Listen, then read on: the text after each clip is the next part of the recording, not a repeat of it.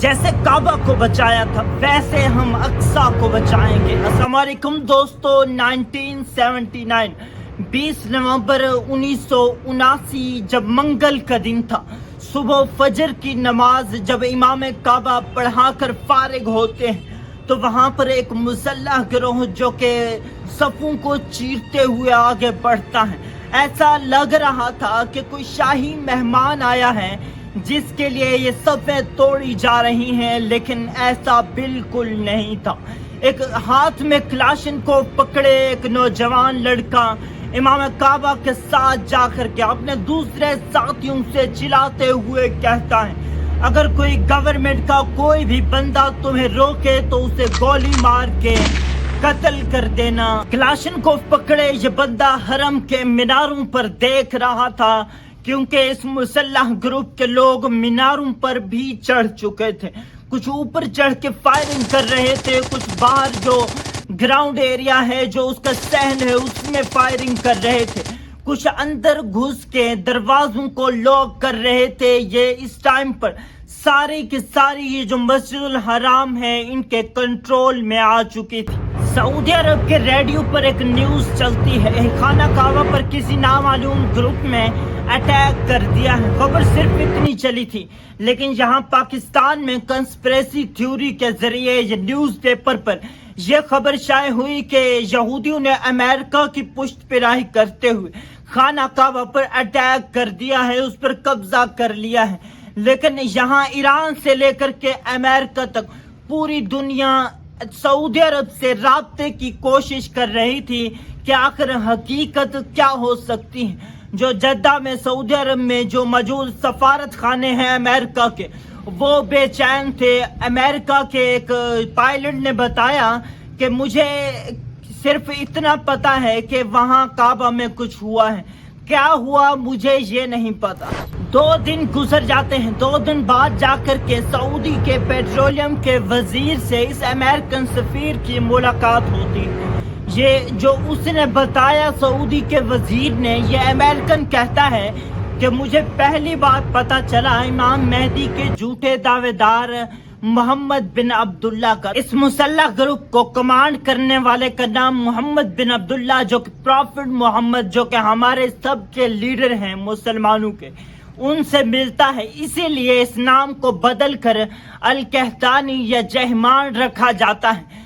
یہاں پر اسی لیے رکھا جاتا ہے کہ یہ جو محمد بن عبداللہ کا لفظ ہے بار بار دنیا بھر میں غلط رپورٹوں میں نہ چھپتا رہے۔ مصر کے شیخ ازہر نے سعودی حکومت کو خط لکھا کہ جلدی سے اسلامی ملکوں کو الرٹ کیا جائے کعبہ کی حفاظت کے لیے، اور ملک لبنان کے شیخ مفتی اعظم نے بھی یہی پیغام بھیجا سعودی حکومت کو۔ سوال یہاں پر یہ ہے، یہ جو اٹیک کیا گیا تھا کیا یہ حقیقت میں یہودی سازش کا حصہ تھا؟ کیا حقیقت میں اسے امریکہ سپورٹ کر رہا تھا یا نہیں؟ اس کا جواب سعودی حکومت کے اس ٹائم پر لیے جانے والے کچھ ایکشن سے ملتا ہے۔ اس کے ثبوت کے لیے دیکھیے، جب مراکش میں موجود ایک سعودی سفیر سے پوچھا گیا تو اس کا جواب سنیے۔ وہ کہتا ہے کہ یہ کوئی معمولی سا جھگڑا تھا، یہ کہہ کر ٹال دیتا ہے۔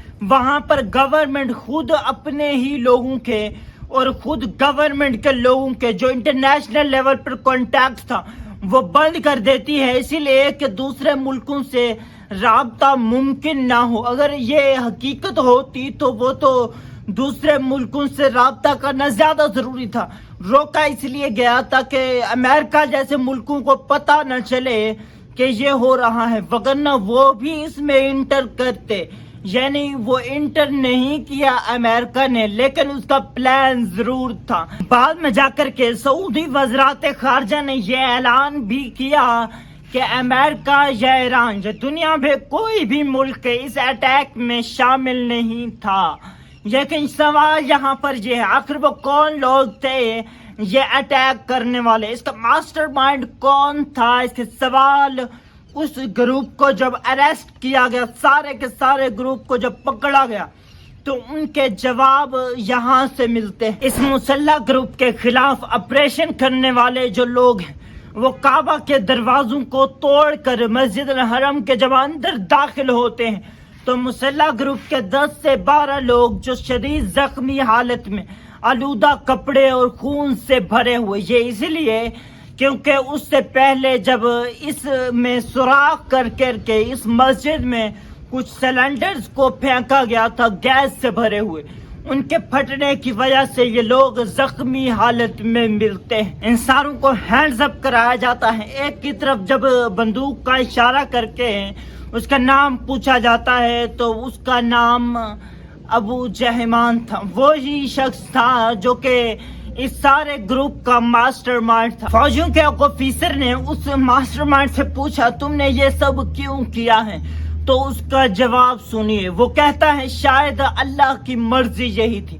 یہاں پر یہ کنسیپٹ کلیئر کر دیا جائے کہ یہ کوئی بھی دنیا میں کام نہیں ہوتا وہ لیکن اللہ کی مرضی سے ہوتا ہے۔ حدیث اردو ٹرانسلیشن یہ ہے کہ ایک پتا بھی نہیں ہلتا مگر وہ اللہ کے علم میں ہوتا ہے۔ سعودی کے شہزادے نائف کے پاس یہ جو جہمان ہے اس کو داڑھی سے گھسیٹ کر لے جایا جاتا ہے۔ وہ جو شہزادہ ہے وہ اسے چھوڑ دینا کا حکم دے کر کہ ایک پاسپورٹ نکالتا ہے پرانا سا، اسے دکھاتے ہوئے کہتا ہے اس پر جس کی تصویر تھی، یہ کون ہے؟ وہ کہتا ہے میں خود ہوں۔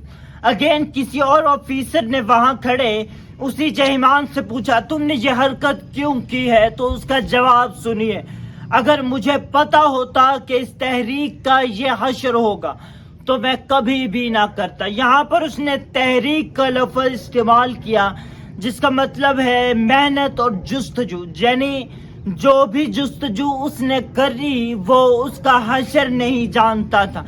یہاں پر ہمارے سیکھنے کا سبق ہے کہ ہمارا جو لانگ ٹرم ویژن ہے، ہماری جو جستجو ہے، تحریک ہے، اس کا کیا ریزلٹ نکلے گا ہمیں پتا ہونا چاہیے۔ اس کو ہم نے ڈیٹیل سے ڈسکس کیا ایک اور ویڈیو میں، یہاں کلک کر کے دیکھ سکتے ہو، نیچے ڈسکرپشن میں بھی لنک مل جائے گا۔